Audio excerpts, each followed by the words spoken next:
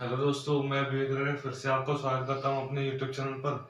आज हम हिस्ट्री में सिंधु घाटी सभ्यता पढ़ेंगे। कुछ दिनों से मैं क्लास ले नहीं पा रहा था, तो आज सिंधु घाटी सभ्यता को देखेंगे। सिंधु घाटी सभ्यता को हम हड़प्पा सभ्यता भी कहते हैं।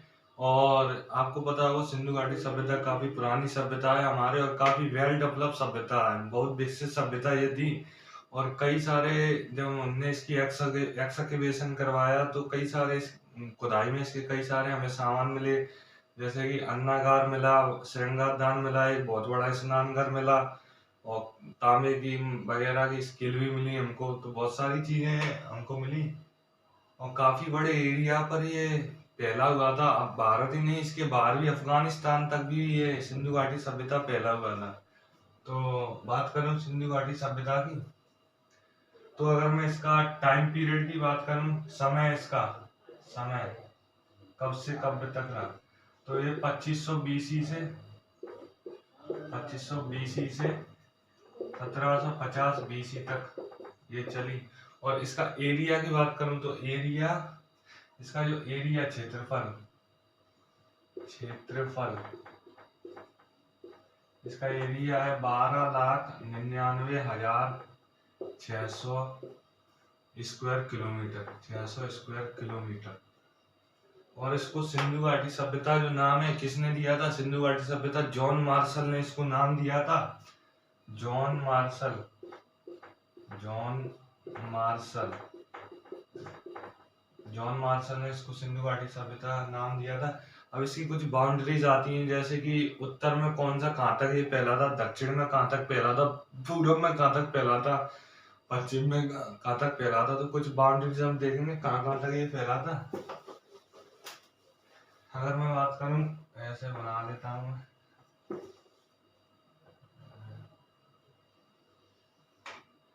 समझाने के लिए कहाँ कहाँ तक फैला था। उत्तर, पूर्व, दक्षिण और अरे पश्चिम है ये। दक्षिण तो यहाँ, दक्षिण पश्चिम। अगर मैं बात करूं उत्तर में कहाँ तक फैला था, उत्तर में ये फैला था मंडा तक, कश्मीर के मंडा तक, कश्मीर के मंडा तक ये फैला था उत्तर में। और ये कौन सी नदी के किनारे? चिनाब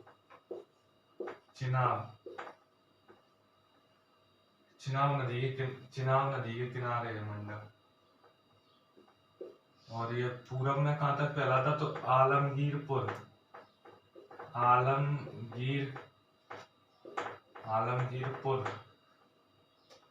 कौन सी नदी के किनारे? हिंडौन।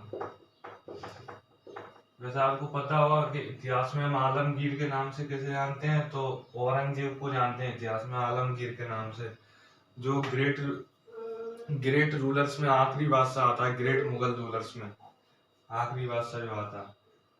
और इसका पूरा नाम क्या था? अबुल मुजफ्फर मोइनुद्दीन मुजफ्फर औरंगजेब आलमगीर बहादुर बादशाह गाजी। जब देखेंगे, जब मेडिवल इंडिया पढ़ेंगे तो औरंगजेब को भी पढ़ेंगे उसमें। और दक्षिण की बात करूं, दक्षिण में ये पहला था दैमाबाद। कौन सी नदी के किनारे था ये दैमाबाद? पिरवारा नदी के किनारे, पिरवारा। पश्चिम में ये फैला था कहाँ तक? सुत खागिनडोर, बलूचिस्तान में। खागिनडोर कौन सी नदी किनारे? दास्क। आपको पता होगा कि सुत खागिनडोर बलूचिस्तान में है, और बलूचिस्तान पाकिस्तान का इस टाइम में सबसे बड़ा प्रांत है। वहां पर कई वो प्रोटेस्ट भी हुए हैं, बलूच लोग प्रोटेस्ट करते रहते हैं, हमको अलग करो, पाकिस्तान से अलग करो, अलग देश बना। आधे से ज्यादा जो पाकिस्तान का एरिया है वो बलूचिस्तान में ही आता। 4 जिले हैं अभी प्रेजेंट टाइम में, 4 राज्य हैं पाकिस्तान में। और जो तो इसकी बाउंड्रीज कहाँ कहाँ तक थी? पूरब में आलमगीरपुर, दक्षिण में दैमाबाद, उत्तर में मंडा और पश्चिम में सुत खागिनडोर।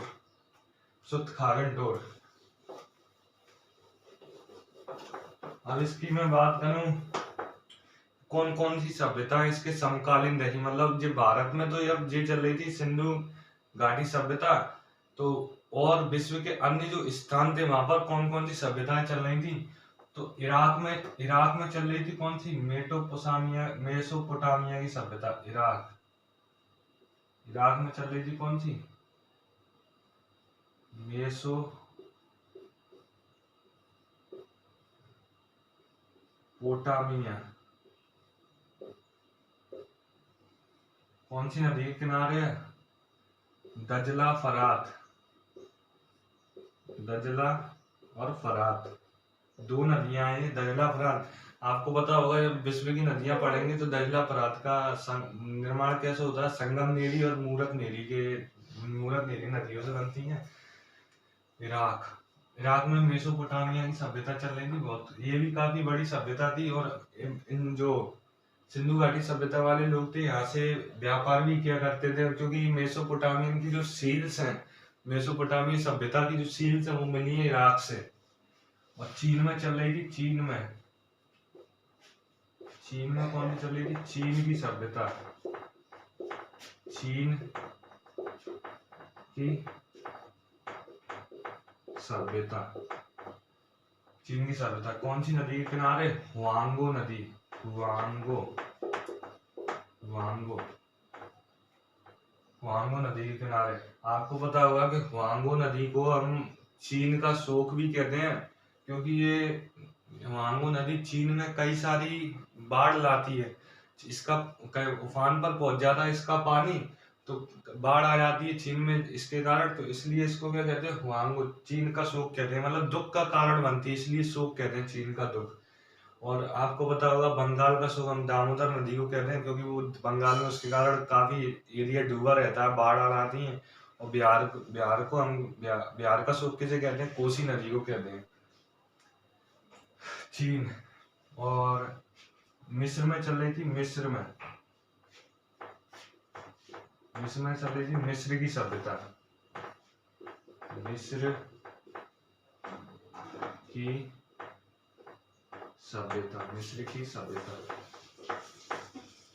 की सभ्यता कौन सी नदी के किनारे है, तो नील।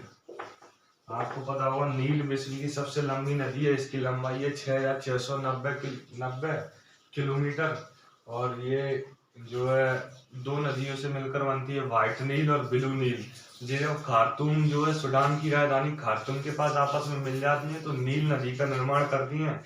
और वहां से आगे जाकर ये कहाँ पर मिल जाती है, भूमध्य सागर में गिर जाती है, मेडिटेरेनियन सी में गिर जाती है नील नदी।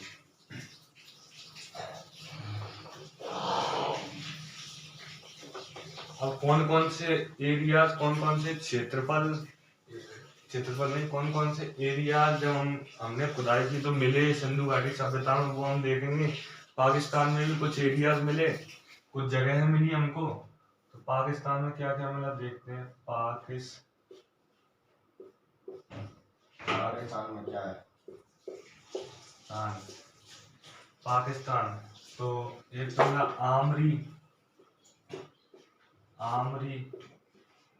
आमरी कहाँ पर मिला हमको, सिंध में। पाकिस्तान का जो सिंध प्रांत है, सिंध में मिला। एक तो मिला कोट दीजी कहाँ पर मिला, ये भी कहाँ था, पाकिस्तान के सिंध प्रांत में। आमरी, कोट दीजी, बालाकोट। आपको पता होगा अभी बालाकोट स्ट्राइक भी हुई थी कुछ समय पहले, भारत ने की थी पाकिस्तान पे। आमरी, बालाकोट, चन्हू दाड़ो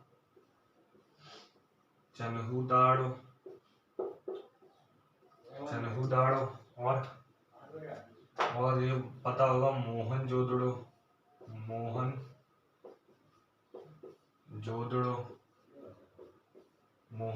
कहाँ पर है, सिंध प्रांत में, पाकिस्तान के सिंध प्रांत में। मोहनजोदड़ो पाकिस्तान के सिंध प्रांत में कौन सी नदी किनारे, सिंधु नदी। आपको पता होगा मैंने पढ़ाई थी, ये भारत में दमचौक से प्रवेश करती है और पाकिस्तान में चिल्लास से प्रवेश करती है। और वहीं चिल्लास में विश्व का सबसे बड़ा नदी का कंडा बनाती, गहरा गड्ढा बनाती नदी का, जिसको हम कहते हैं बुंजी गॉर्ज। बुंजी गॉर्ज। और एक और है स्थान यहाँ पर, ये क्या, हड़प्पा। हड़प्पा। हड़प्पा। और मोहनजोदड़ो की खोज किसने की थी? तो मोहनजोदड़ो की खोज की थी राखलदास बनर्जी ने। राखलदास बनर्जी। और इसकी हड़प्पा की खोज किसने की? हड़प्पा की खोज की दयाराम साहनी ने। दयाराम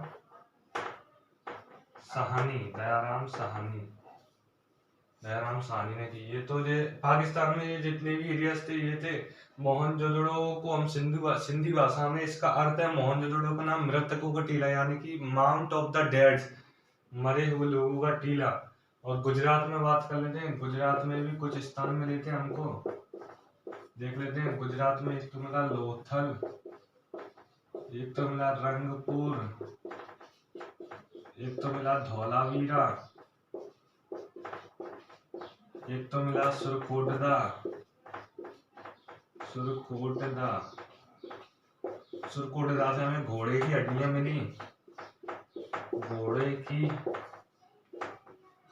मिली, हॉर्स बोन्स मिली। और लोथल को हम क्या कहते हैं? लोथल को हम सिंधु घाटी सभ्यता का पोर्ट टर्म कहते हैं, क्योंकि यहाँ पर एक पोर्ट है, एक बंदरगाह है। और इसी बंदरगाह से उस टाइम पे जो सिंधु घाटी सभ्यता का जितना भी व्यापार था वो हुआ करता था लोथल से। रंगपुर, धौलावीरा, ये धौलावीरा में जो हाउस बने रहते थे वो तीन पार्ट्स में डिवाइड होते थे। तो ऊपर ऐसे एक पार्ट ऊपर वाला, एक नीचे मिडल वाला, और फिर नीचे वाला। ऊपर को क्या कहते थे? ऊपर वाले पार्ट को कहते थे सीटाडेल, नीचे वाले को मिडल पार्ट, और इस बीच वाले को मिडल पार्ट, नीचे वाले को lower part. Dholavira, Surkotada port town कहते थे। और इसको Manchester of Indus valley civilisation, Lothal को कहते थे Manchester of Indus valley civilisation, क्योंकि जितना भी बंदरगाह होता था, आधे से ज्यादा बंदरगाह लोथल से ही होता था। लोथल से, क्योंकि यहाँ पर बंदरगाह नहीं, व्यापार, जितना भी व्यापार होता था।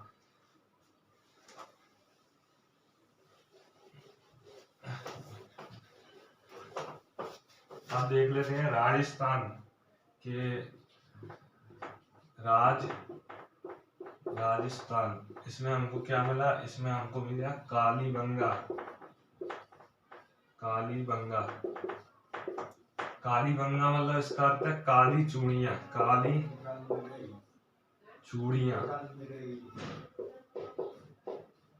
आपको पता होगा जब कालीबंगा की खुदाई हुई तो हमको काली चूड़ियों की फैक्ट्री मिली, खिलौने की फैक्ट्री मिली, पके हुए बर्तन मिले, हल से जुता हुआ खेत मिला, और तो और हमें डॉकयार्ड भी मिला एक।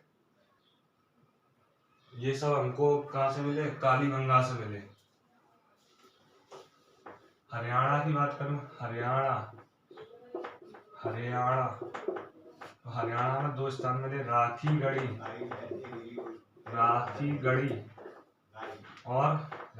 मिले, और बनवाली। राखीगढ़ी को इंडस वैली सिविलाइजेशन की क्या कहते हैं? प्रांतीय राजधानी।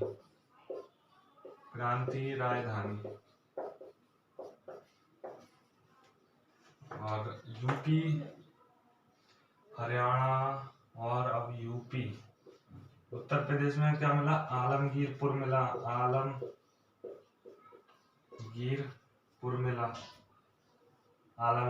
ये कहाँ पर है? मेरठ में, उत्तर प्रदेश के मेरठ में। और भी स्थान मिले, और दो स्थान हमको अफगानिस्तान से मिले, भारत के बाहर से मिले। आपको पहले तो अफगानिस्तान भारत में ही था, लेकिन अब अलग नेशन बन गया है। कौन सा था? सुर्तगोई अफगानिस्तान से मिला। सुर्तगोई और मुंडीगाक।